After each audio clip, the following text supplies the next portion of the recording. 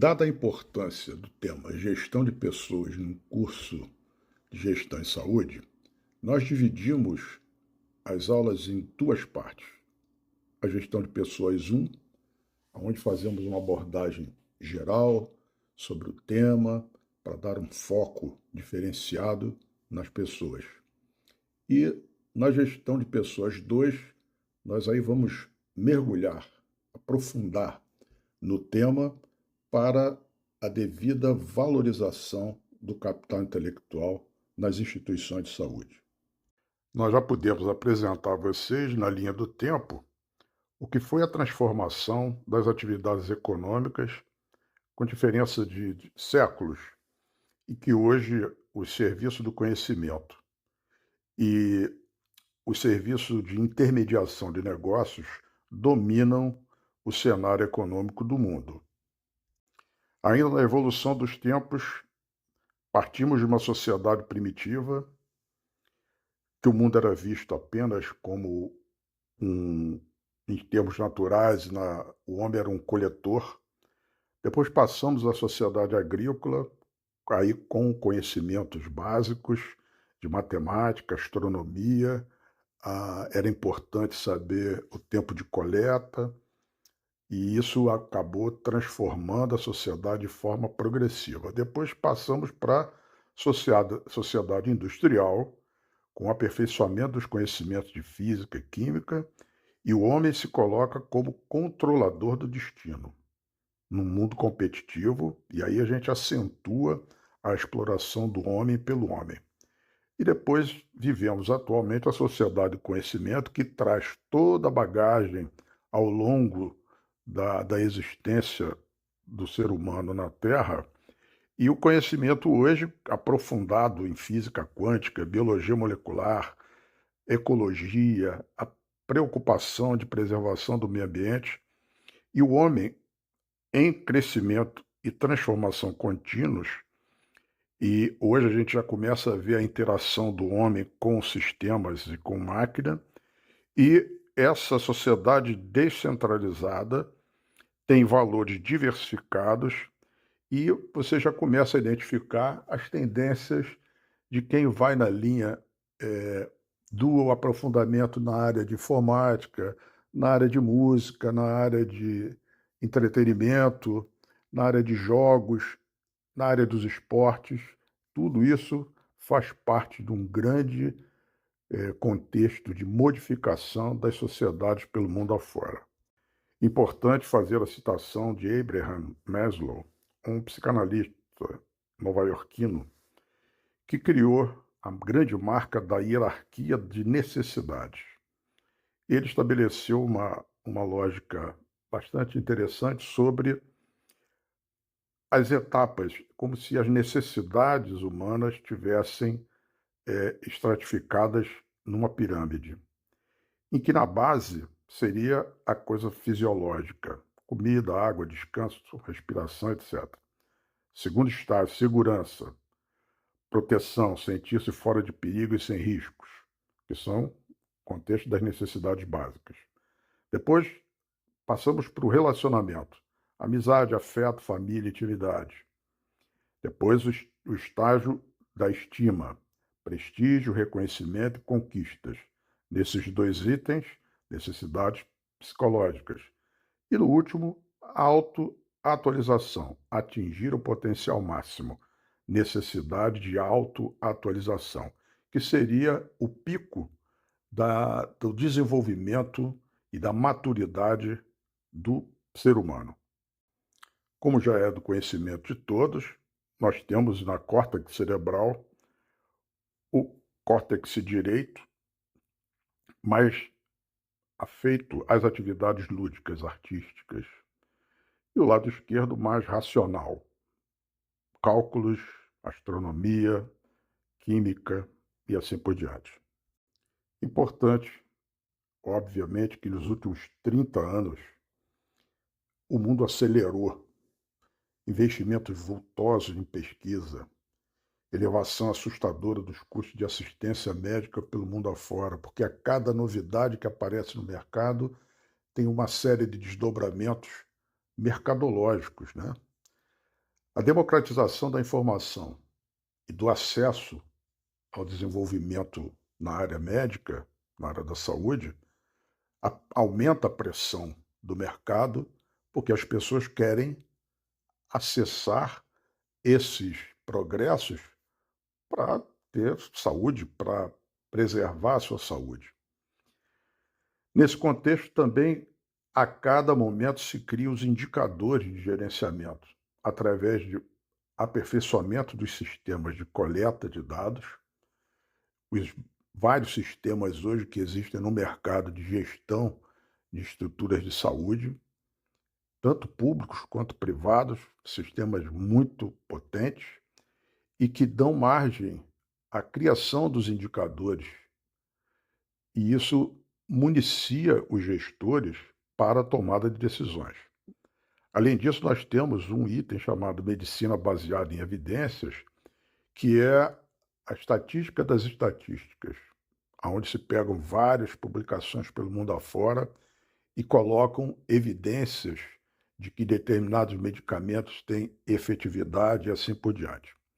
Então, os bancos de dados ao longo do mundo, grandes computadores que têm capacidade de analisar dados com uma velocidade espantosa, isso tem ajudado e ajudou muito até na pandemia do Covid.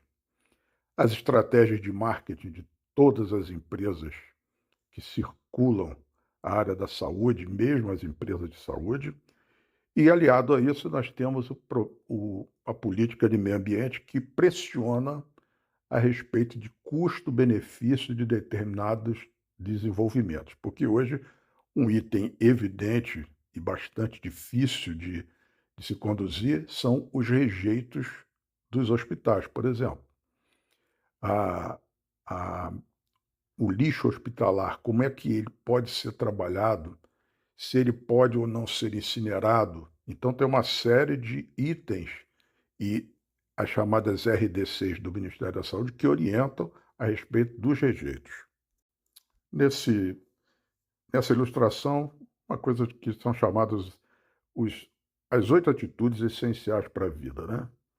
Uma alimentação saudável, atividade física, controle da glicemia, controle de peso, controle dos lipídios, controle da pressão, não fumar e dormir bem. 8 situações básicas e essenciais para uma qualidade de vida.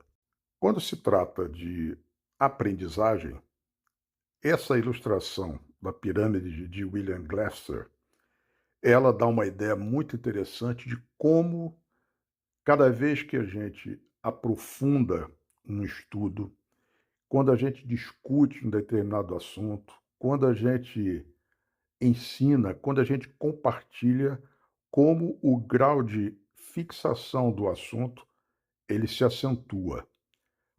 É importante a gente ver como a gente tem exemplos ao longo de nossas vidas de professores que conseguiram fazer-nos trazer um entusiasmo enorme, porque eram profundos conhecedores do assunto que eles expunham. Essa é uma situação interessante, porque essa é uma forma interessante de aprendizado e de aprofundamento do conhecimento. A ideia de medir o grau de inteligência, ou quociente de inteligência, começou a ser desenvolvido no início do século XX por dois autores, dois psicólogos franceses, Alfred Binet e Théodore Simon, que era para identificar crianças que precisavam de suporte educacional. Portanto, o quociente de inteligência é uma medida padronizada da inteligência, geralmente calculada por meio de testes que avaliam habilidades cognitivas, como raciocínio lógico, resolução de problemas e memória. Originalmente era definido como a razão entre a idade mental e a idade cronológica multiplicada por 100, um cálculo subjetivo. Atualmente, os testes de QI utilizam escalas baseadas na distribuição normal da população. Embora o QI seja um indicativo de certas capacidades intelectuais, ele não mede criatividade, inteligência emocional ou habilidades sociais, que são igualmente importantes para o sucesso na vida. O conceito de inteligência é complexo e multifacetado, indo muito além dos números em um teste. Então surge o conceito de inteligência emocional, através de um livro muito interessante do autor Daniel Goleman, e com 5 pilares: autoconsciência, autorregulação, automotivação, empatia e habilidades sociais. E sintetizados nessa figurinha, que o cérebro, equilibrado com o coração, dá um maior grau de inteligência, porque existem as relações sociais. E interessante que no livro do Daniel Goleman, ele pega o conceito de QI e foi feito um trabalho de análise de milhares de jovens e foram acompanhados por anos e pegaram os que tinham o maior QI e fizeram uma análise durante 20 anos e observaram que a tendência eram pessoas muito inteligentes que teriam um sucesso na vida e não foi isso que foi encontrado. Um percentual significativo de pessoas não tiveram sucesso como profissionais, algumas pessoas até desequilibradas, e a base foi exatamente a identificação de que faltava a eles um ambiente familiar favorável, uma empatia dentro de seus lares para garantir que a inteligência racional tivesse também a inteligência emocional acoplada para que houvesse um desenvolvimento. É um conceito bem interessante e recomendo o livro do Daniel Goleman.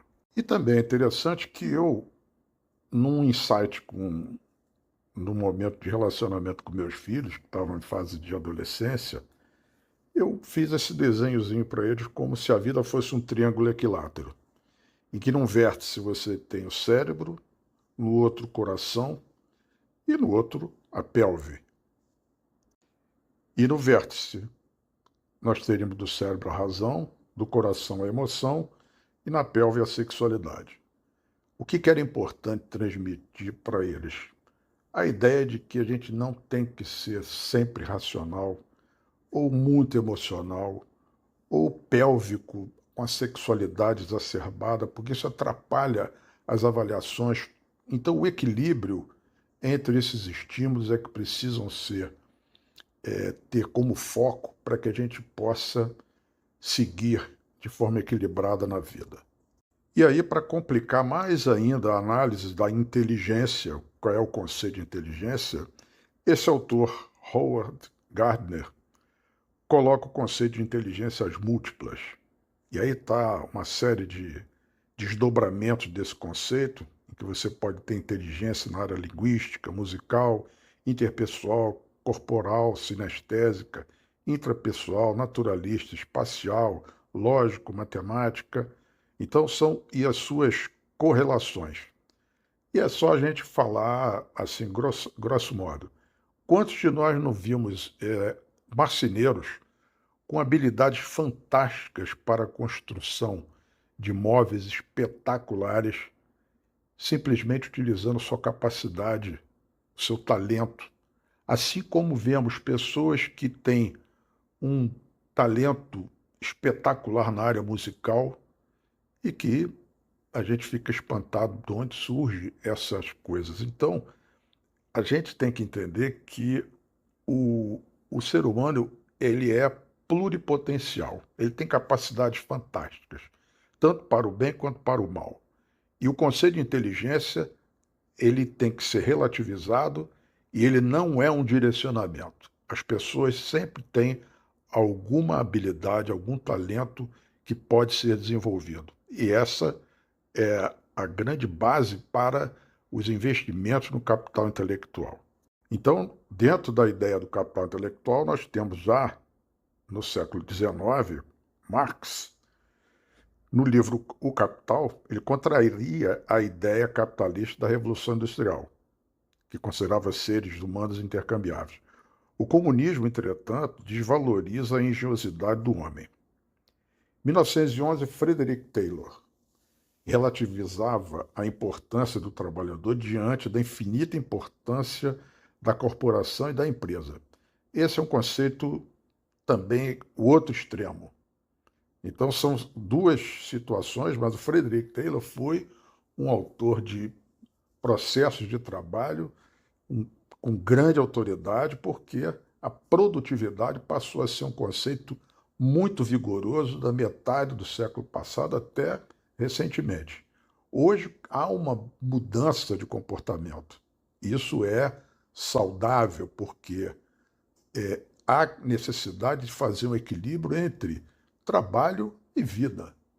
Eu vejo até com muito bons olhos essa discussão que vem falando sobre a carga horária semanal do trabalhador comum.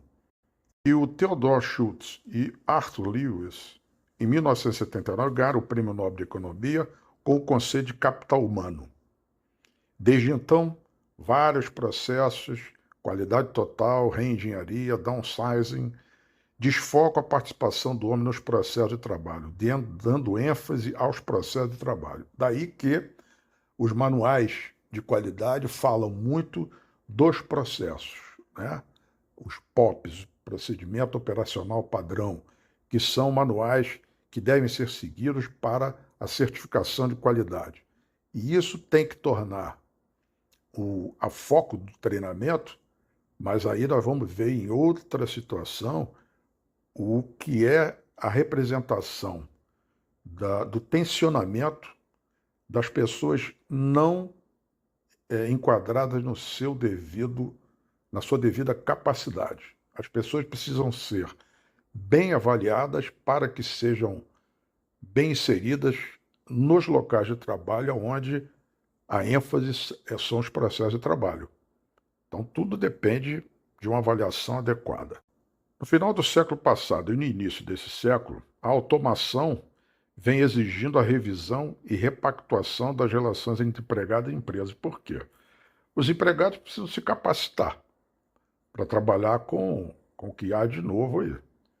E as empresas precisam tornar essa rigidez da carga horária e do tempo de dedicação, porque isso é tudo relativo. Quando você tem motivação, que é um dos pilares da inteligência emocional, a sua produção é muito maior. Então essas coisas começam a vir à tona para a discussão de formas de trabalho, porque a adoção do home office durante a pandemia trouxe uma nova visão de trabalho. Aonde o trabalho pode ser feito à distância, que seja feito. E a produtividade tem que ser cobrada pelo resultado. Então, os seres humanos são ativos dinâmicos que têm o seu valor aumentado com o tempo. O valor de uma empresa pode ser depreciado quando o capital humano é mal gerenciado. Houve exemplo de uma grande empresa que demitiu as grandes lideranças antigas, dos cabelos grisalhos, e botaram lideranças novas, porque era uma nova era, tinha que fazer uma oxigenação. O que aconteceu foi que os resultados foram catastróficos, porque a experiência acumulada pelas lideranças forjadas dentro da própria empresa não pode ser desprezada assim. Tem que haver uma transmissão de conhecimento, uma transmissão de experiência. Isso é válido para a gente ter uma noção da importância do capital intelectual. Esse foi um estudo de minha autoria em que eu pretendi, isso no final do século passado ou no início desse século, fazer uma quantificação financeira. Quanto é que custaria o capital intelectual dentro de uma grande instituição pública de saúde, que era o Hospital de Servidores. Peguei no RH, peguei as principais profissões de nível superior e fui fazendo uma estimativa de quanto custa a formação de cada um, admitindo o pós-graduação, pós-graduação com avaliação de custo mensal, custo anual, anos de pós-graduação e o custo total. E aí o custo total abaixo aqui, nós temos quanto custa o capital investido nos médicos, para cada médico, para cada enfermeiro, nutricionista e assim por diante, e quantos existiam no hospital de grande porte que eu trabalhava.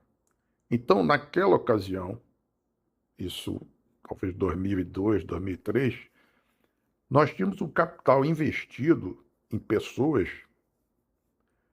de um valor de 328 milhões. Isso é muito mais do que a construção de um hospital. Nós vamos ver o comparativo. Mas isso é para vocês terem uma noção de que é possível analisar e quantificar o valor da formação de cada profissional. Isso é possível. Essa é uma estimativa, esse é um estudo. Ele não é definitivo, mas é uma aproximação do que deve ser o foco no entendimento de que um profissional forjado, bem formado, que tenha investimentos na formação, ou a própria empresa dá treinamento, isso custa e é quantificável. Pegando o mesmo número de profissionais, na ocasião o hospital funcionava com 500 leitos. Então nós tínhamos essa relação de profissionais por leito. Hospital grande, 500 leitos, e nós tínhamos 2 médicos por leito, 1,6 enfermeiro por leito, 0,4 nutricionista por leito e assim por diante. Essa planilha de 2019, ela tem a finalidade de dar uma noção do que é a proporção do número de leitos para cada 1.000 habitantes em cada um dos estados da federação. Então, esse dado é um dado com base, e é só fazer a extrapolação para os números atuais. Mas, de qualquer modo, essa é a necessidade que a gente tem de orientar a necessidade de leitos ou a construção de hospitais e instituições com base em indicadores. Esse é um indicador, né? Bom, esses dados mais atualizados mostram a correlação que é importante fazer para nortear medidas administrativas em que a gente coloca área territorial, população do último censo, 2022, densidade demográfica, e a gente pode ver que a densidade demográfica de Maricá ela é bastante significativa, o IDH, que é o Índice de Desenvolvimento Humano, Maricá, assim como o Rio de Janeiro e o Brasil, estão no índice alto. Agora, o número de leitos hospitalares, número absoluto de leitos detectados aí pelas várias fontes, IBGE, Cadastro Nacional de Empresas de Saúde, nós temos aí a estimativa de 250 leitos em Maricá, 36 mil no Rio de Janeiro.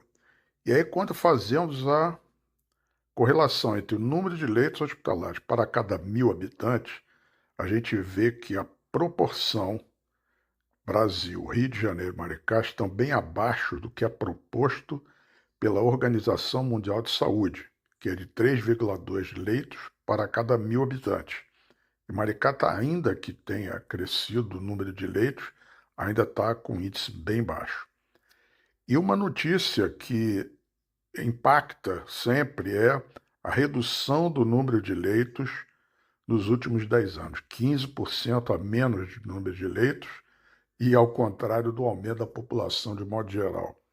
No Rio, no Brasil, de um modo geral, a população vem crescendo e o número de leitos diminuiu nos últimos 10 anos, o que, obviamente, vai impactar a, a disponibilidade de leitos para a população, né? Vamos dar um foco no estado do Rio de Janeiro. Já vimos em outras ilustrações que a maior densidade demográfica é da região metropolitana do Rio de Janeiro, aonde se situa a cidade de Maricá. Na cidade do Rio de Janeiro, no censo de 2010, nós temos a distribuição demográfica por faixa de idade. Evidente que a gente tem na faixa média, que vai dos 20 até os 50 anos, é a maior concentração da população. E isso tem importância significativa para o foco da distribuição de leitos ou o número de leitos pela cidade.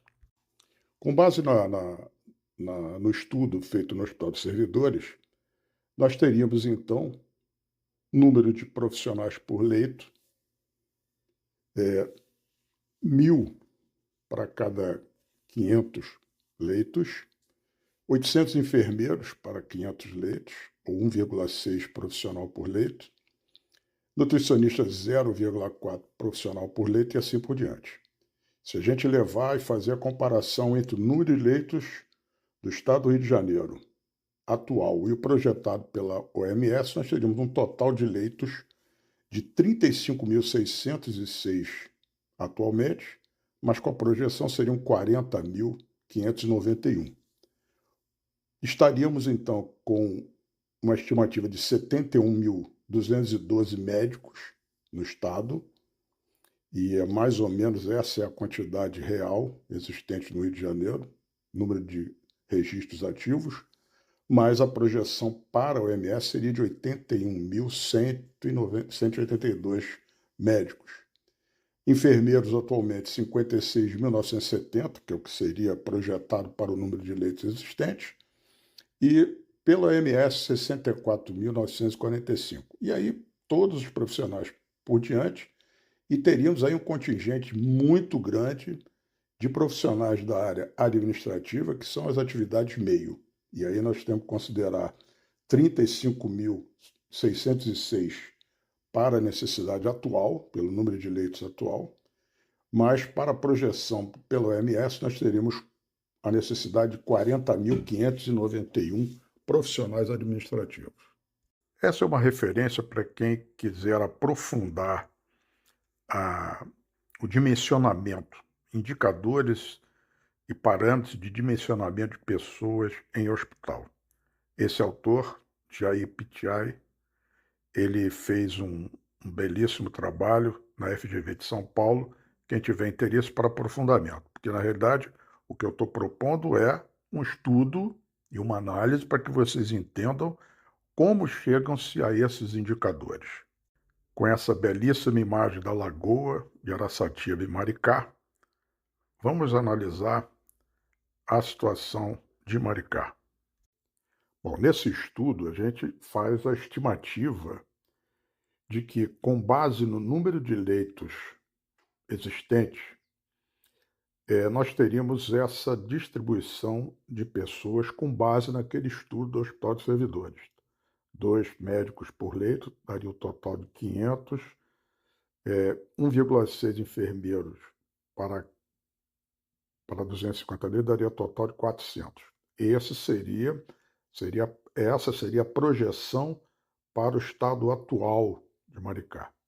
Mas o ideal seria 631 leitos, de acordo com a OMS, o que daria um quantitativo muito maior de profissionais de saúde. Obviamente que isso é um estudo e que deve ser considerado variáveis do tipo de leito, das necessidades especificadas. Hoje existe levantamento no Cadastro Nacional de Empresas de Saúde, um detalhamento muito grande de tipo de leito que precisa ter, e esse estudo eu recomendo que seja feito como um trabalho a ser desenvolvido aqui no município, que é fazer a projeção para as necessidades de leitos específicos para determinadas áreas. E aí realmente se completa essa proposta, que não precisa considerar o total previsto pela OMS, mas um enquadramento razoável de acordo com os padrões propostos pelo Ministério da Saúde. E aí um esquema bastante simples sobre o que são atividades fim e o que são atividades meio. Tudo que está em cinza, com letras azuis, em negrito, são atividades fim. As demais são atividades meio, e que aí exige todo um trabalho de distribuição de pessoal por cada uma das áreas. Mais uma vez, um exercício para que a gente tenha uma ideia dos valores envolvidos na construção de hospital, no faturamento anual de hospital médio, no faturamento médio de internação clínica, faturamento médio de internação cirúrgica, faturamento médio de internação em terapia intensiva. Novamente, a planilha que vocês já conhecem, que é a planilha do estudo feito no Hospital de Servidores e que naquela ocasião a gente pôde estimar e calcular o capital intelectual, estimar financeiramente o capital intelectual. Isso apenas para a gente fazer a atualização monetária do valor do capital intelectual, em que nós temos aí a projeção entre 2005 para 2020. 2020 é uma variação de 122,24%. Com o dólar a 5,41, vamos dizer que a gente tem aí em torno de 135 milhões de dólares, que seria o custo do capital intelectual. E se a gente comparar com os 30 milhões de dólares para a construção de um hospital de 100 leitos, a gente vê que é muito mais fácil construir o hospital do que forjar e investir no capital intelectual. Isso aí para mostrar o que era a tendência desde o século passado da participação das mulheres no mercado de trabalho. E a participação delas implica em que o conhecimento deixa de ser um patrimônio masculino. E é evidente que a gente já percebe, eu não tenho esses números atualizados, mas a gente já percebe que a participação da mulher na área da saúde está num crescente impressionante. Realmente, a gente olha no hospital, a gente vê muito mais mulheres atuando do que homens. Aí um gráfico também mostrando a média de idade da população mundial, com melhora da sobrevida. Isso pré-Covid. Ainda assim, a gente pode extrapolar que isso continua num crescente, porque as campanhas de qualidade de vida, mudança de hábitos, isso tem impactado realmente de forma positiva a sobrevida da população mundial. Além disso, a gente tem uma variável que é o número de nascimentos por mulher, ou seja, as gestações estão diminuindo no mundo desenvolvido. A gente percebe a redução muito importante da natalidade. Administração participativa, um item que se discute desde a visão socialista de Marx, da teoria democrática de Rousseau, as relações de desenvolvimento humanos, produtividade e eficiência, que são itens de discussão que entram na ideologia e entram na parte pragmática do dia a dia do trabalhador. É evidente que, se a gente pudesse estabelecer, com base já na quantificação do ato médico ou dos atos em saúde, pelas tabelas desenvolvidas pelo SUS, fica evidente que a pactuação com os profissionais deveria incluir o seguinte: olha, você recebe tanto do governo e você tem que produzir tanto para o governo.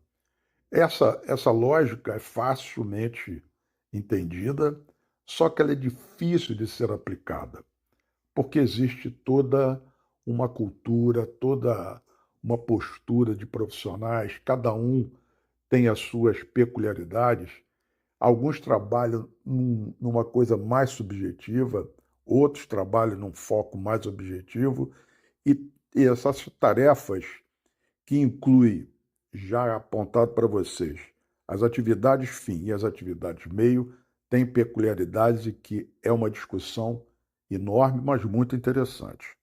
Para reforçar dentro do conceito de produtividade e eficiência, nós temos esses itens: responsabilidade social da empresa, equilíbrio dos interesses dos vários envolvidos, cultura democrática, redução da alienação, ou seja, o profissional precisa saber o que é a empresa dele, utilização de todo o potencial das pessoas, diminuição de conflitos através da cooperação, satisfação das pessoas, maior competitividade. E quando a gente fala de gestão de pessoas, essa é a gama de variáveis a serem consideradas. Então, o gestor precisa ter esse cenário para trabalhar a diversidade que existe nesse tema. E sabendo que cada um desses itens vai atender o conceito de qualidade da assistência. A metodologia diz que é uma avaliação de perfil comportamental, estabelecimento de organograma, regimento interno para estabelecer atribuições e competências, uma política de recrutamento e seleção com base técnica da metodologia de avaliação comportamental, treinamento e desenvolvimento, dizer que empresa é, o departamento pessoal tem que ser melhor estabelecido para que não a parte só trabalhista, mas o desenvolvimento de pessoas, saúde do trabalhador, programa de benefícios, gerência de risco, plano de cargos e salários, gestão de clima organizacional, assessment, que seria pessoas certas nos lugares certos, avaliação de desempenho com a contrapartida de bonificações, gestão de crise, motivação, gestão e retenção de talentos e a legislação que vem sendo discutida atualmente a respeito da carga horária. 30 horas me parece, de antemão, uma carga horária bastante razoável para que as pessoas possam desenvolver outros talentos e qualificar suas vidas. É lógico que, quando se estabeleceu a lei de 30 horas para a enfermagem, comentários assim eventuais. Ah, que bom que assim eu posso ter 2 empregos. Aí é que a coisa fica ruim. Na realidade, o que se propõe, por exemplo, no programa de saúde da família, é que só pode participar em um programa, para evitar esse tipo de situação em que a pessoa prefere se sacrificar com 60 horas por semana, desqualificando a sua vida. O guru da gestão, que é o Peter Drucker, ele estabelece alguns questionamentos que são importantes para a teoria do negócio, que é qual é a nossa missão como instituição, quais são as nossas competências, quem são clientes e não clientes, quais são os resultados para a empresa, se esses serão motivos para bonificações, o que é a teoria e o que é inovação, o que pode ser incorporado ao cotidiano, o que isso representa investimento e retorno, o chamado payback, o que a instituição recebe, porque mesmo a instituição pública precisa ter esse conceito de que não basta fazer investimentos sem ter a contrapartida do resultado do investimento. Na maioria das vezes, o que se propõe politicamente é o resultado social, mas a gente tem que entender que a empresa pública não pode dar prejuízo, ela não pode ser um fundo sem um fundo sem perspectiva de controle. É preciso ter esse controle social, os números precisam ser públicos e as pessoas precisam entender que cada investimento vai reverter em maior receita e maior qualificação da instituição. Precisamos entender a instituição de saúde como empreendimento. E aí nós temos que levar em conta a definição do negócio, capital humano e os desafios organizacionais na área da saúde, que isso é permanente. É quase que diário, você tem desafios. E isso tem que ser muito consolidado no gestor da área da saúde. Então essas são as premissas do modelo gerencial do terceiro milênio, onde a ênfase e o aprofundamento do conhecimento tem sido um acontecimento permanente no dia a dia. Aí a inteligência artificial, que cada dia mostra novos cenários desafiadores.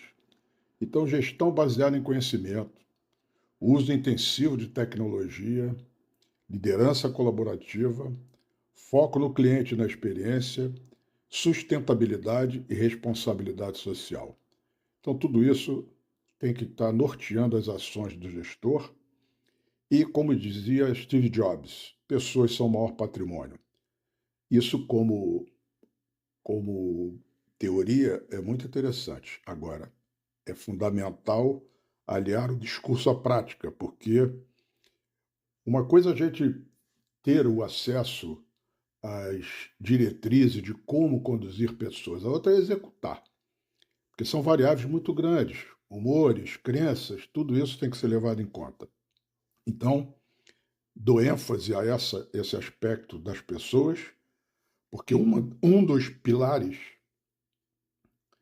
da boa gestão é saber lidar com pessoas. Até a próxima.